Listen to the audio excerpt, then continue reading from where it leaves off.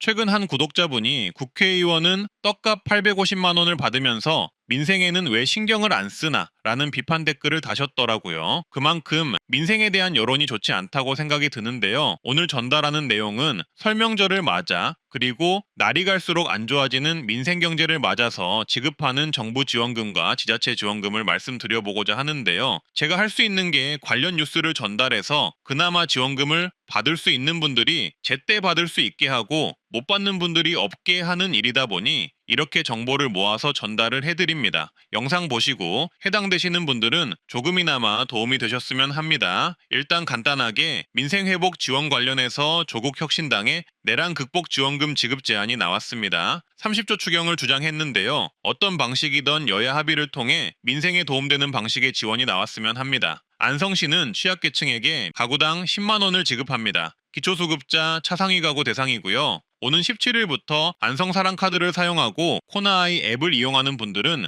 미리 순차적으로 지급되고요. 안성사랑카드가 없는 가구는 2월 17일부터 주민센터 방문 신청하면 됩니다. 구리시는 현재 시의회 의장이 민생회복지원금을 지급하자고 제안한 상황입니다. 한번 지켜보셔야 할 듯하고요. 광명시는 시민 1인당 10만 원씩 모든 시민에게 지급합니다. 설 명절 전 지급하고요. 지역화폐를 지급하며 신청은 23일부터 받는다고 합니다. 수원시는 취약계층에게 가구당 난방비 10만 원을 지급합니다. 기초수급자 차상위가 대상이고요. 1월 23일까지 주민센터 신청을 하시면 되겠습니다. 김제시는 설 명절 전 모든 시민에게 1인당 50만 원을 지급할 것으로 보이는데요. 일단 정책이 진행 중인 상황이라 구체적인 내용은 발표되면 말씀드리겠습니다. 부안구는 현재 민생지원금 검토를 요청한 상황이라고 하네요. 참고해 주시고요.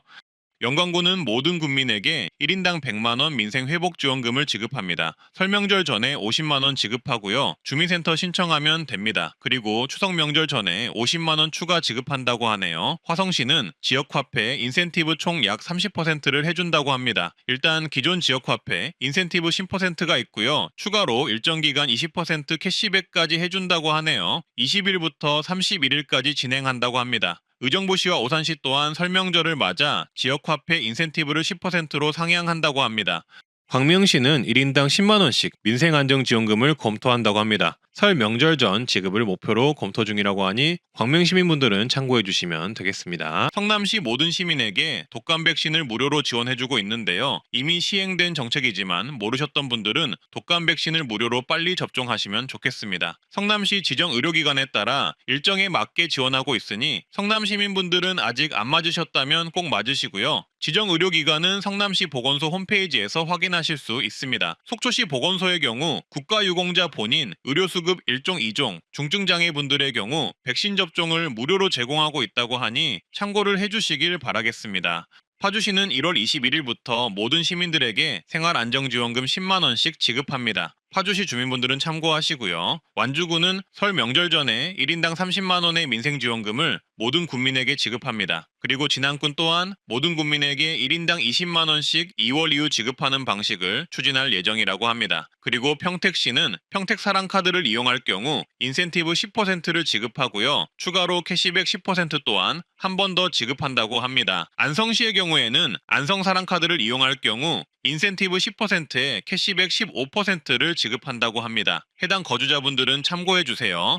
부산시는 대략 4,500억 원을 민생지원에 풀 예정이라고 합니다. 일단 부산 지역화폐인 동백전 캐시백을 최대 7%까지 확대한다고 합니다. 지역화폐를 이용하시면 7% 이득을 볼 수 있겠죠. 그리고 소상공인 경영 안정을 위해 1,800억 규모의 대출 지원 프로그램을 마련한다고 합니다. 그리고 만 8세 이하 자녀를 둔 무주택 소상공인들에게 1인당 100만 원의 육아 응원금을 지원합니다. 남원시는 1인당 30만원 민생지원금을 모든 시민에게 지급합니다. 설 명절 전에 지급될 예정이고요. 또한 1월 한 달간 남원사랑 상품권 할인율을 15%로 확대한다고 합니다. 재난지원금 지급하는 지자체가 더 늘었네요. 영광구는 내년 설명절 전까지 1인당 50만원 민생회복지원금을 지급하는 방안을 추진한다고 합니다. 어르신분들을 위해 경로당에 총 30만원의 부식비를 한시적으로 추가 지원하며 만 65세 이상 저소득 취약계층에게 1인당 10만 원의 난방비를 지급하고 운수업 종사자에게는 30만 원의 긴급생활 안정자금을 지원한다고 합니다.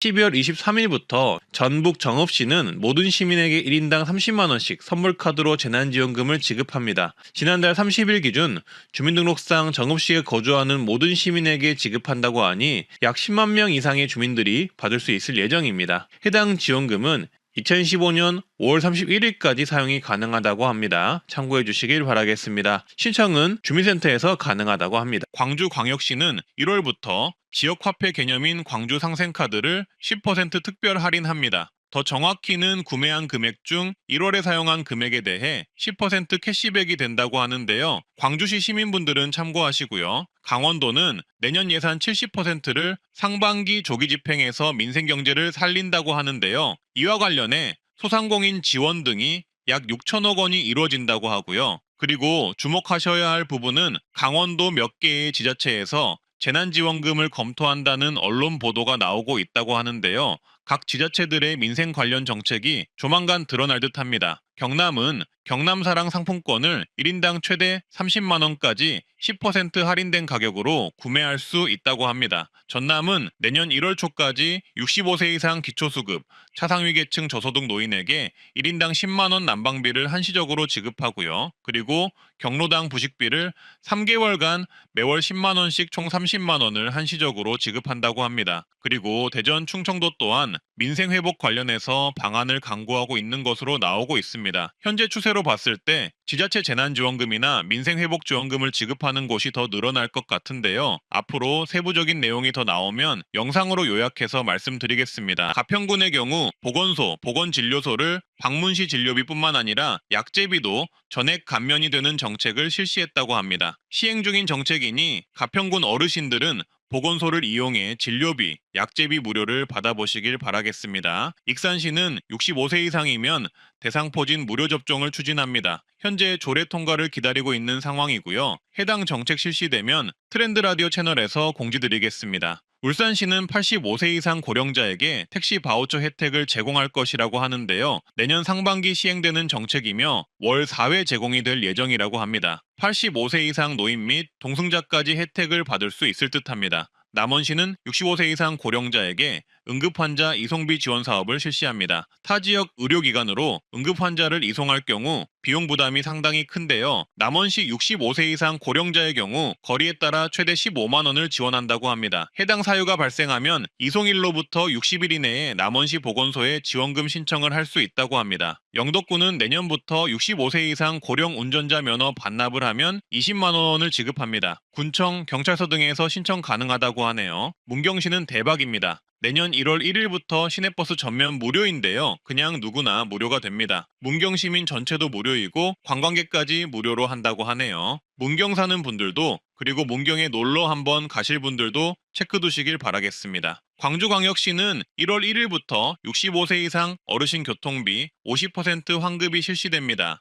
K패스와 연계한 G패스를 이용하면 되는데요. 매월 15회 이상 이용 시 환급이 되고요. 어린이 무료, 청소년 반값, 청년 30%, 저소득 64%, 노인 50% 환급이 된다는 점 알고 계시면 좋겠습니다. 내년 1월 1일부터 충북 음성군과 진천군은 모든 농어촌 버스를 누구나 무료로 이용 가능합니다. 참고해 주시고요. 양구군 또한 내년 버스 요금 군민과 관광객 모두 무료입니다. 참고해 주세요. 각 지자체에서는 설이나 추석을 맞아 명절 위로금, 명절 위문금, 명절 위문품을 지급하고 있습니다. 하지만 주의하셔야 할 것은 명절 위로금의 경우 지급하는 지자체도 있지만 지급하지 않는 지자체도 있다는 것입니다. 또한 저소득층 위주로 지급하기에 못 받는 분들도 많다는 것을 먼저 말씀드립니다. 또한 예산에 따라 달라진다는 점을 참고해 주시고요. 설명절 위로금, 위문금 등을 지원받는 방법은 간단합니다. 보통 지원 대상이면 연락이 따로 오거나 자동적으로 지급이 됩니다. 저소득층 위주로 지급하기에 수급자라면 수급 계좌 등으로 지급이 된다는 점 참고를 해주시고요. 만약 내가 사는 지자체에 명절 위로금 등 지원금 정책이 있는지 궁금하시다면 확인하는 방법은 이렇습니다. 네이버에 정부24라고 검색을 하시고 들어가셔서